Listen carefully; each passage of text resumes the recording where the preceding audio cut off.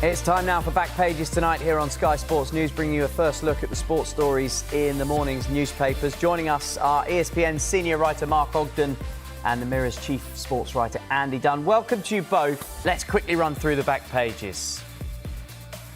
Well, the Guardian lead with the FA Cup final. Third time lucky for Crystal Palace. They're going for their first ever major trophy. Just Manchester City standing in their way. There's also one of many newspapers focusing on some lines that Mo Salah has said to Gary Neville in a Sky Sports interview.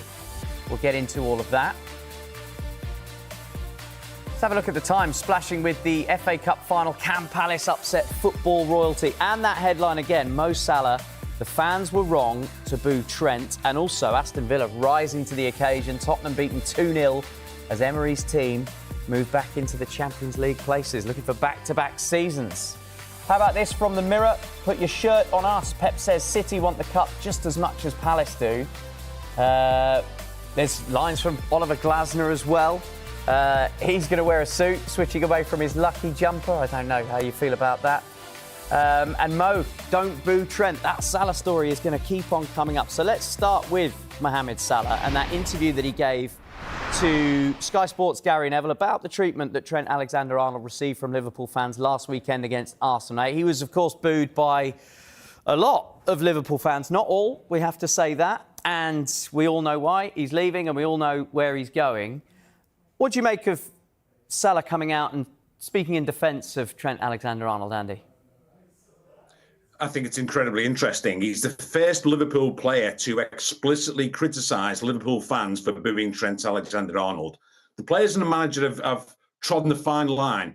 You know, their party line has been, well, this is how we feel. The fans are fully entitled to feel how they feel and to express how they feel. But Mo Salah has said something different, saying that as a Liverpool fan, you shouldn't boo Trent Alexander-Arnold. It's harsh, and don't do it again in any of the remaining two games. I think it's interesting because how the fans will take this. I think it'll be really intriguing at Brighton on Monday night when you have the away section, which tends to be, in general, with football clubs, a more hardcore section of fans, how they'll react to Trent if he appears in the game, if he plays, if he comes on. And then, of course, the final home game, that'll be intriguing. What I would say that some fans will say, Salah in that interview, it's a brilliant interview by Gary Neville, there's loads of lines. He talks about Salah, only 10% sure he was going to stay. But what he does say in that interview, he says, as a Liverpool fan, we shouldn't boo Trent. Now, what some fans will say is that Mo Salah, as much as he loves the club, he's not a Liverpool fan. First and foremost, he's a Liverpool player. And some of those fans will say we're entitled to boo. And also, my take on it is that when they boo Trent Alexander-Arnold, they're not booing Trent, the Liverpool player, the Liverpool legend. They're booing Trent, the Real Madrid player. Real Madrid are big rivals, and as far as they're concerned, he's as good as their player now. That's who they're booing. But yet, really interesting for Salah to break with this sort of party line and come out and say, you're wrong to boo Trent. Yeah, just looking at the subheading on the Daily Telegraph's coverage of this story, Mark, is that supporters' reaction is not the Liverpool way, says Mo Salah. Is this going to have any impact on the way that Liverpool fans feel and the way that Liverpool fans outwardly project their feelings?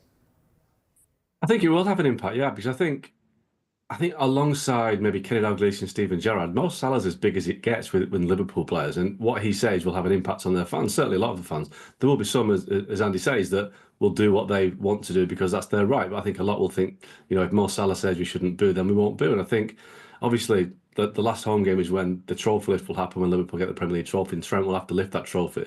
How will they react to that? And I think this is a move by Mo maybe just to say, look, just don't spoil the occasion. Don't boo, don't cheer, don't do anything. Just ignore it if you want to, but don't boo. And I think it will have an impact because, like I say, you know, football fans idolise their biggest stars, and Mo Salah's as big as they come at Liverpool. So if he says don't boo Trent, I think the majority won't. Do you think he'll play on Monday, Andy? No, well, I think he may well come on. I don't think he'll start the game. I think that Arne Slot has made it clear.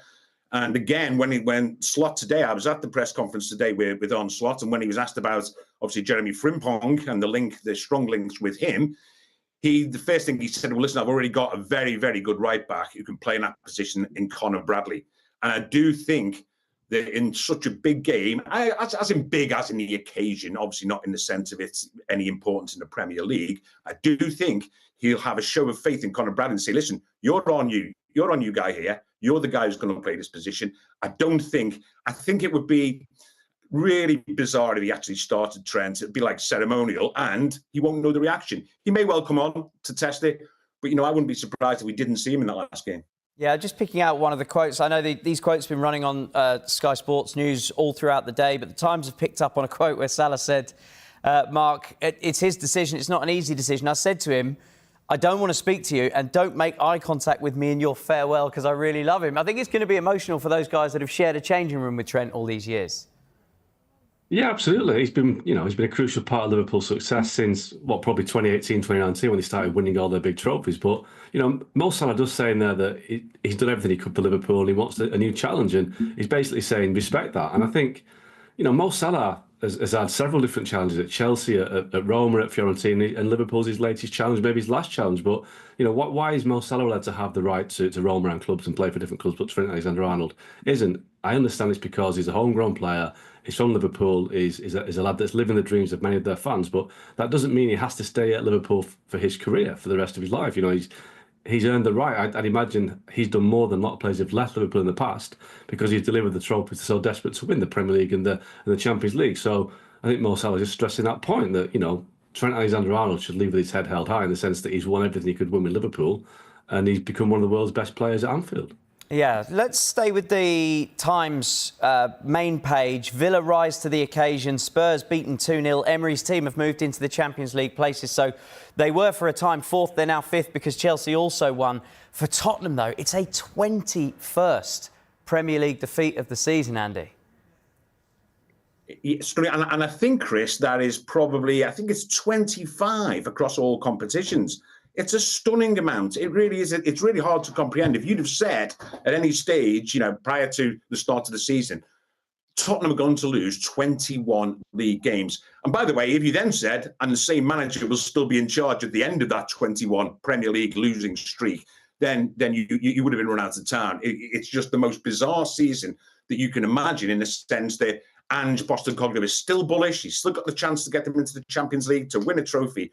But really, you have to say, when you look at those numbers in the cold light of day, when you look at the predictability of some of these defeats, including tonight's, you have to think to yourself whether or not will a Europa League win in Bilbao next Wednesday, can that even save him? Can any manager of a club with pretensions to be part of the elite, an old school member of the Big Six, can any of them survive 21 Premier League defeats? Yeah, that has to be the question, doesn't it? For Aston Villa, though, Tottenham did play a weakened squad with more than one eye on the Wednesday Europa League final, of course.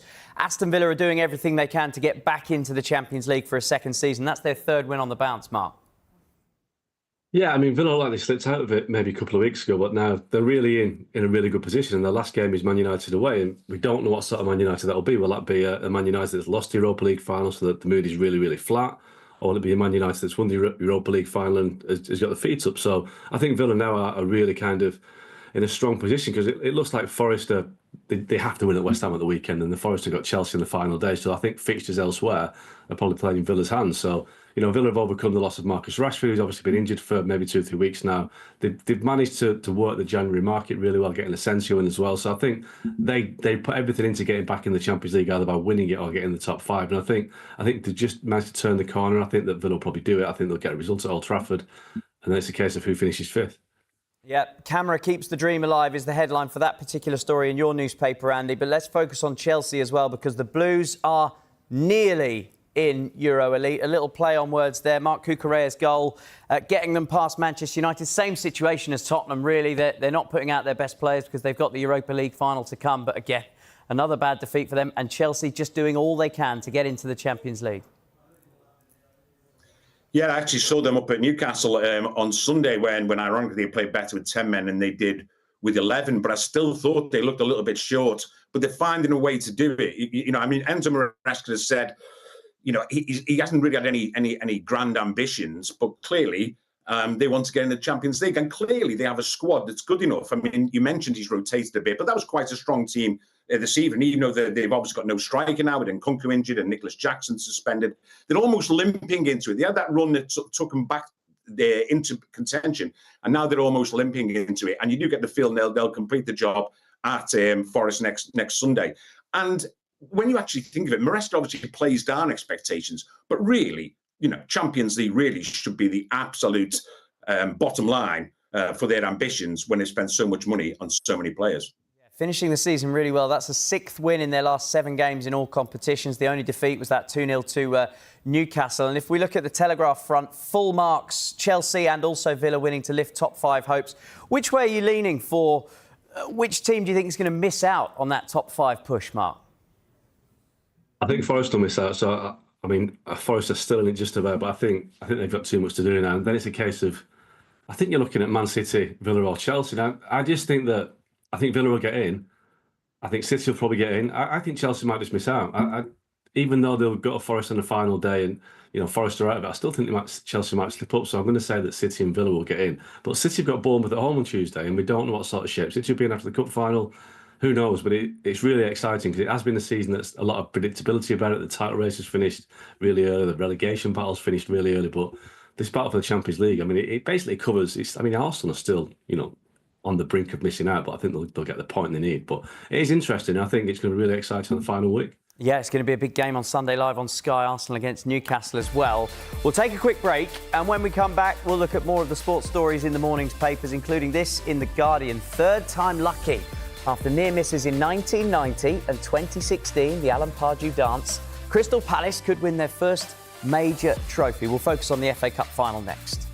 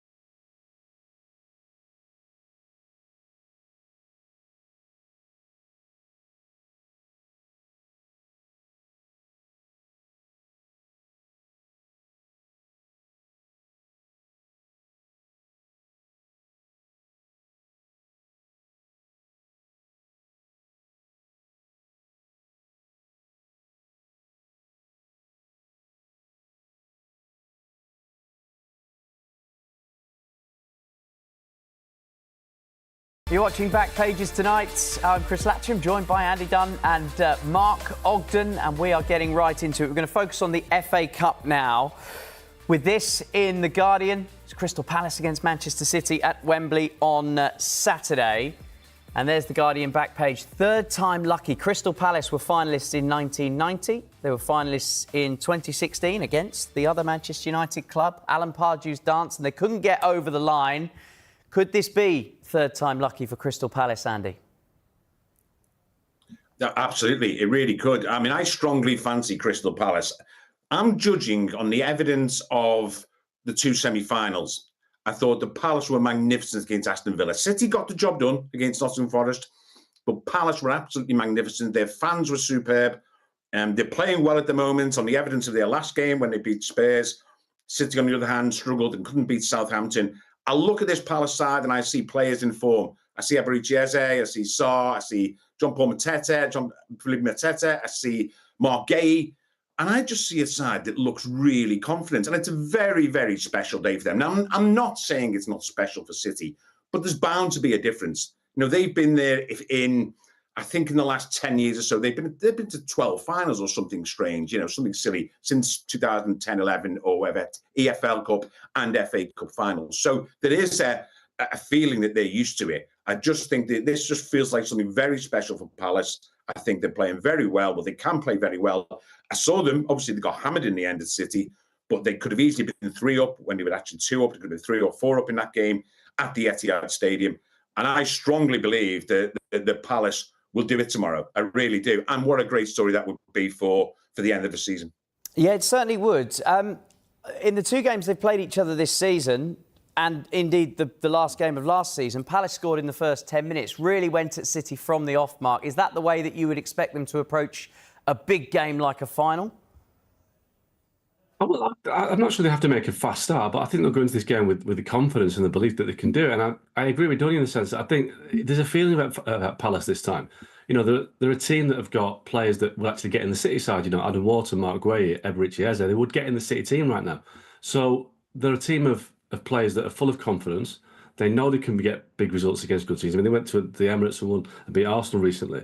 They've got a manager, Oliver Glasner, who won a major trophy with Eintracht Frankfurt in the Europa League, I think 3 or 4 years ago. So I think this time, in the past when Palace have been to the Cup final, they've been heavy underdogs. And obviously, they're underdogs against the Man City team at the weekend. But in many ways, City's biggest game is not the Cup final tomorrow. It's against Bournemouth at home on Tuesday. Because if they had to pick one not to lose, it would be the Bournemouth game, because that's the one that if they lose that, then their hopes to qualify for the Champions League take a real hit. So as crazy as it sounds, that is a bigger game for Man City than the Cup final tomorrow. And I know Pep is saying today that, of course, it matters to them.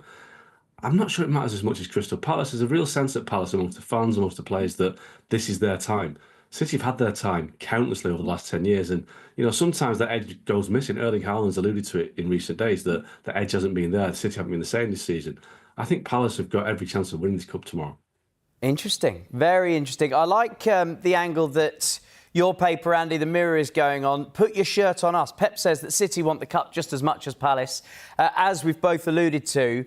But Glasner is going to wear his suit for the walkout, and then he's going to switch to his lucky jumper. It'll be hot, I think, on FA Cup final day. Yeah, I'm trying to think now. When you mention that, I'm sure there's other people have done very similar to that. I'm not sure. Maybe Cloughie did it. I'm not sure. But I'm certainly think that's not the first time that's been done. I like the fact that he's going out there in a suit. I love the traditions of the FA Cup. It's a shame. It's a shame that it's not actually the last game of the season, which is one tradition I think that they should keep or should have kept. But I like that idea that you go out. And I think as well, what it adds to is the idea that actually this is a showpiece game. This is a marquee game. It is still important. Mark there referencing the fact that actually it might not be City's most important game, but it is still the FA Cup final, and you'll see what it means to Oliver Glasner when he leads that team out proudly in his suit, and the Palace fans will absolutely light the place up. So it's going to be a great day, and I for one think it's a fascinating game to call. You're really looking forward to it. Are you a traditionalist as well, Mark? Do you think the FA Cup final should be the last game of the domestic season? Yeah, absolutely. FA Cup's great. I mean, I still wish I had the tunnel behind the goal, so the long walk out of the tunnel before the game. But I mean, that's kind of shown my age a little bit. But no, listen, the FA Cup is a big day. It has lost its shine a little bit over the years to the Champions League, but yeah, stick it on the last weekend of the season. And I think it's been a while since we had a real upset in the cup final. So, well, apart from last season, obviously. But I think a club that hasn't won it for a long time or never won it. So I think Palace have definitely got the public and the nation behind them on this one. I know that Andy's expecting an upset, a Palace win. What would your prediction be? Yeah, I'm backing Palace. I think Palace will win. 2-1. Okay. Full house. Right. Let's focus on the Guardian back page once again, because we haven't touched on Jamie Vardy and his curious end to his time at Leicester. He's obviously been all-conquering there. One last Vardy party. Leicester ready for a knees up for their club legend. He's bringing up 500. It's going to be 500, raise the bat, and that's it for him. Andy. Yeah, and 500 is 199 goals as well. I mean, what a career! And it's not just the end. Well, it is the end of well, we don't know. I mean, it might be that a Premier League club takes a gamble on him, he wants to stay, or he gets taken on as an impact player. However, if it is the end of Jamie Vardy's Premier League career, we're not going to see the like again. We're not going to see a player come from where he came from, have the impact that he had, and also, you know what I'll miss is I'll just miss his cheekiness. Jamie Vardy. I remember Jamie Vardy out in Russia when we were in camp in northern Russia, back and beyond. And Vardy was the life and soul of the camp. He was funny. He pretended to be a reporter. He revealed to us all that Harry Maguire's name was Slabhead. He was absolutely hilarious around the place. Just a real character, just a mischievous, impish type of guy. And we don't get them anymore. We get more players who are more, well, as I think Gary Neville of Sky Sports said recently, robotic. And I just think we'll miss him dreadfully. Whether you like him or not, whether you agree with some of the things he does, we'll miss him badly. And don't forget, his record has been astonishing. Are our jobs under threat then? Is Jamie Vardy coming for one of your spots on back pages tonight? Give him a go. In that interview, I remember him saying, we were sat down interviewing Harry Maguire, and he was just wandering around. He was bored because he wasn't getting the game for England out there in Russia. He got on a couple of times. So he came and joined the pack. He said, it's Vardy of the Vardy Express. He says, I'd just like to ask Harry why we call him Slabhead. And then Harry was mortified because he didn't want this nickname out there. And of course, then it stuck, and that was it. It was all Jamie Vardy's fault. I also presented him with his Football Writers Football of the Year award once. And we got down there, and his first drink when he started was a port. And it turns out he loves port. And apparently that was one of the secrets of his success, a glass of port before a game. Though that he's not going to play in the final game of the season, Mark. They've decided that the final home game, his 500th game, should be symmetrical. Maybe he can get his 200th goal. But if he doesn't get it, he's missing a chance to get that milestone. Yeah, I remember we asked Ruud van Nistelrooy a couple of weeks after a game against Southampton about, will Vardy want to get his 200th goal? And Van Nistelrooy said he really wants to get it because he likes the number. It's a nice round number. So I'm pretty sure that if he plays at the weekend, doesn't score, and he's stuck on 199, he might have second thoughts, because he won't want to end up on 199. He'll want to get 200. So I'm pretty sure this is his last game. I know that Ruud van Nistelrooy didn't seem very happy about it. He basically said that's Jamie's decision. He wants to end at home. But if he's on 199 after the game at the weekend, he might just have the second thoughts to play in the final game of the season to try and get that goal. Ruud van Nistelrooy hasn't looked very happy for about 5 months. New stadium name for the Everton new stadium, Andy. It's not one that rolls off the tongue. You can't imagine, can you, next year, David Moyes saying, let's make the Hill Dickinson a fortress, can you? I mean, it has got some stick up here from Everton and Liverpool fans alike. You can imagine. No, it doesn't. What I would say is that Hill Dickinson is a company that does have its roots on Merseyside, does have its base on Merseyside, does have links with the area. So in that sense, I suppose you could say it is appropriate. If you're going to have a stadium sponsor, what would you rather have, say, for example, a national airline carrier from a Middle East state? I don't know. Everton would argue, well, actually, it shows our roots or whatever. But you're right, in terms of actually, you can't imagine players coming out and saying, like, we really fancy ourselves at the Hill Dickinson next year. Maybe they'll abbreviate it. Maybe it'll become the HD. Yeah, I thought you were going to abbreviate it to something else then. There'll be Kings of the Hill, perhaps. Will this draw glances from the executives at Tottenham Hotspur, who are still yet to nail down a sponsor for their wonderful stadium? Everton haven't even played a game in theirs, Mark, and they've already got one. It could do. I mean, it is strange that Tottenham still haven't got a naming rights for their stadium, considering where it is and how big it is and how many glamorous fights and concerts it has. But Everton have got theirs done, and the Everton fans that aren't too happy about it. Well, I suppose the club has had so many near misses recently about relegation and finances that it just helps allay those fears again in the future. But I think the timing's a bit weird, isn't it? It's, the final game at Goodison this weekend, everything's pointing towards that. And to announce on the Friday before the final game this controversial naming rights for the new stadium, it's kind of on the back of saying that the women's team are going to play Everton at Goodison next year. It's been a strange week for Everton, considering it's all been built up at the final game at Goodison, but it's not the final game at Goodison, it's just the final game for the men, and it's been a strange week. It's not focused on any of the papers, but we're focusing on Sky Sports News transfer news, Andy. It looks like Dean Hson is going to be swapping his Bournemouth red and black for the regal white of Real Madrid. That is quite the move for a 20-year-old defender. Quite the move. And also, Chris, I mean, further evidence, as if we needed it, of the pulling power of Real Madrid. As simple as that, because we all know that there are at least 3 or 4, all the top clubs, let's face it, in the Premier League would probably been willing to activate the £50 million transfer release clause. They all would have been to do it. But Real Madrid had just come in and said, no, it's us. Obviously, the Spanish connection helps. But again, it's just a reminder that Premier League clubs, for all their money, don't have it all their own way. Now, it is Real Madrid, and obviously they've taken Trent, they've taken Hson, they've taken 2 great players from the Premier League. And they'll continue to do that. Now, others don't, but it is just a reminder of the pulling power of that club. Yeah, it might be a big club, Real Madrid, but will it be, will it have the fans that AFC Bournemouth do? I doubt that somehow. Andy, Mark, thank you very much. If you missed any of the show, there's another chance to see Back Pages tonight at 1:30. The show's also available as a podcast. Just download Back Pages on Apple, Spotify, or wherever you get your podcasts. Right, up next, we got reaction from the 2 Friday night football results, including from